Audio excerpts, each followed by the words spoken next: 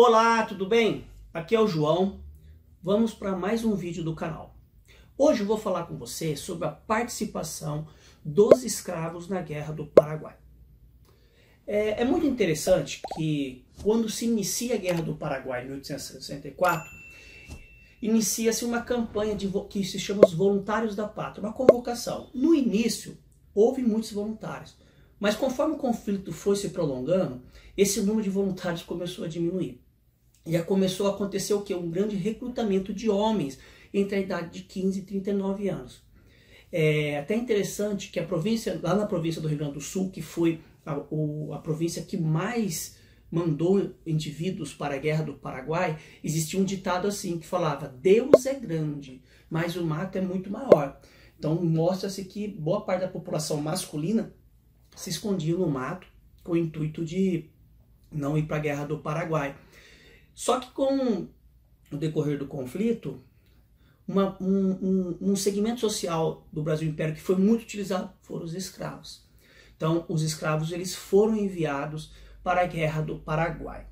E se criou uma visão, né, que todas as tropas brasileiras eram formadas por escravos e que também muitos desses escravos eles iam para a guerra para substituir no lugar dos seus senhores.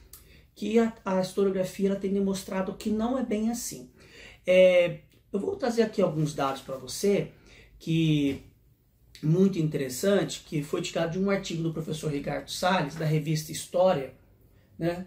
E se você quiser, eu sou assinante da revista, da UOL, lá tem bastante artigo interessante, e você pode fazer seu cadastro e também ter acesso lá por 7 dias. Ele fala que no ano de 1867, no auge da guerra, né, do recrutamento, os escravos, eles totalizavam 12% da população que existia na Guerra do Paraguai. E, somando, né, enquanto que negros e mestiços livres representavam 52% do total. Então isso mostra que as tropas brasileiras elas não eram formadas só por escravos e por negros e mestiços. Então isso mostra um pouco essa visão distorcida que tinha com o exército brasileiro, formado majoritariamente por escravos, era formado majoritariamente por negros e mestiços. Num documento do ano de 1868, né, no ano de 1868 até este ano, foram enviados para a Guerra do Paraguai 70.943 indivíduos. Desses 70.000, 3.897 eram libertos, foram escravos que ganharam sua liberdade para lutar na Guerra do Paraguai. Isso é 5,49%. E também esse documento mostra que as províncias que mais enviaram escravos para a Guerra do Paraguai foi a província do Rio Grande do Sul, da Bahia e do Rio de Janeiro.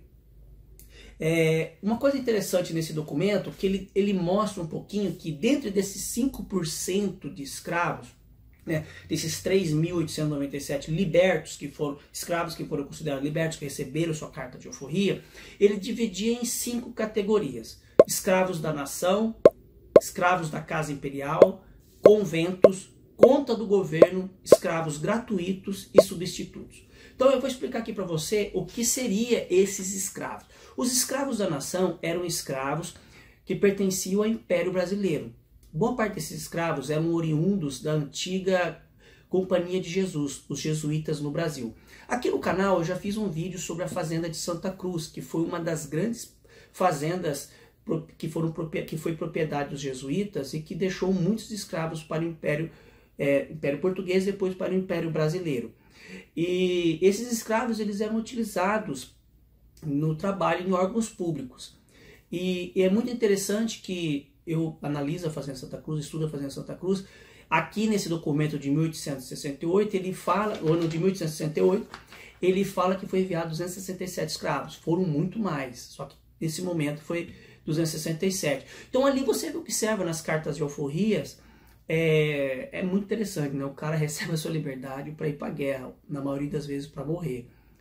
E então você observa os diversos ofícios que esses escravos tinham. Tinha até escravo músico, que foi atuar também, né? Embora poucas pessoas tenham conhecimento, na Guerra do Paraguai tinha músicos, tinha banda de música, né?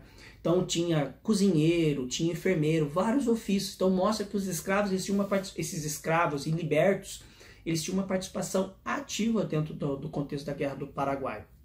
E além de escravos da nação, como eles diziam, né, sendo os escravos que pertenciam ao Império Brasileiro e usufruto da coroa, e existia também os escravos trazidos ilegalmente. Após a lei de 1831, que é a primeira lei do tráfico, proibição do tráfico na linha do Equador, e depois em 1850, que é a proibição do tráfico negreiro. Então esses escravos pertenciam à nação, ao Império. Então muitos deles foram enviados para a Guerra do Paraguai. Outra categoria que eles falam, que fala no documento, é a Casa Imperial. São escravos que ficavam alocados no Palacete de Santa Cruz, no Palácio de São Cristóvão e no Palácio de Petrópolis. Então são 67 escravos. Também trabalhavam na manutenção dos órgãos públicos, né, e foram enviados para a Guerra do Paraguai. Outra categoria desses escravos é conventos. São escravos que pertenciam a ordens religiosas. Mas um dado que chama a atenção são os escravos de conta do governo, que são 1.806 escravos. Esses são escravos que foram enviados à Guerra do Paraguai, que foram libertados mediante indenização aos seus senhores. Significa o quê? O Império Brasileiro comprou a liberdade desse escravo e mandou ele para a guerra. Então, esses senhores foram ressarcidos por mandar esses escravos para a Guerra do Paraguai. Em parte, o pagamento era em dinheiro e outra parte era em títulos públicos. Seria como hoje você ter títulos do governo, tipo Tesouro Selic, coisas nesse sentido. Aí entra outra modalidade, que são os escravos gratuitos, que são 753. Esses os senhores que ofereciam seus escravos para a Guerra do Paraguai, buscando ter, tipo assim, mérito, né, ter um reconhecimento por parte do governo imperial. Mas na maioria das vezes, esses escravos eram escravos insubordinados, escravos doentes, escravos fujões, escravos que não serviam para o lida da fazenda. Então esses senhores mandavam como forma até de castigo. E tinha os escravos substitutos, que são 889. Esses escravos, escravos substitutos, eram os escravos que iam nos lugares dos seus senhores para lutar na guerra. Então você observa que a maior quantidade são escravos da conta do governo, que são escravos que o governo comprava a sua liberdade do seu senhor. Depois vinham os escravos substitutos, que eram os escravos que os seus senhores mandavam no lugar de alguém da família. E os escravos gratuitos, que eram os escravos que eram enviados gratuitamente, mas também como uma forma de o senhor proprietário de escravo se livrar daquele escravo subordinado, aquele escravo fujão que não servia para ele. É muito interessante isso, porque isso mostra uma coisa. Não era a sua maioria das tropas brasileiras que eram formadas por escravos libertos. Então aqui mostra que era 10%. Né? Mas mesmo assim, a participação expressiva. Mas se você for analisar na questão de negros e mestiços, são 52%. Então você observa que a participação de negros e mestiços era muito grande. Uma coisa que é muito importante aqui, que eu ressalto, que durante a Guerra do Paraguai foram enviados 150 a 200 mil homens para o conflito, da idade de 15 a 39 anos. Em sua maioria, negros, mestiços e libertos.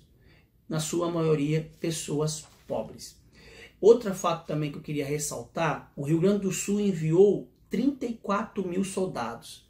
A Bahia, 15 mil e o Rio de Janeiro, 11 mil soldados. Gente, é muita gente. Então, isso mostra que essa questão da presença do escravo dentro das tropas brasileiras trouxe uma crise para o sistema da escravidão no Brasil, onde essas pessoas foram lutar por um país independente, pela soberania nacional, e sendo que muitos, quando retornam, se deparam com seus familiares sendo ainda escravos, Isso é muito importante, isso contribui muito para a crise da escravidão no Brasil, para a crise no Exército e também para a crise no Brasil Império. Eu gostaria muito assim de enfatizar que há diversos estudos sobre a participação do escravo, do negro na Guerra do Paraguai. Mas isso mostra também, eu queria mostrar aqui que essa questão que fala as tropas brasileiras eram formadas por escravos. Não, a gente mostra aqui que somente 10% eram formados por libertos. E se você somar, são 52% de negros e mestiços. Mesmo assim, sendo um número muito grande. A participação desse segmento social dentro da Guerra do Paraguai que culminou com a vitória do Brasil dentro do conflito. Eu gostaria de indicar aqui para você o livro Maldita Guerra, que você vai se aprofundar mais sobre esse assunto. O livro Escravidão ou Morte, do professor Jorge Prata. É muito bom esse livro, eu já li. Então ele não analisa só, ele analisa todos os alistamentos de voluntários na Guerra do Paraguai, tanto população civil, né, população livre, quanto população escrava. Então é um livro interessantíssimo. Eu gostaria também de indicar o livro do professor Vitor, O Cerne da Discórdia. Ele também fala um pouquinho sobre a Guerra do Paraguai.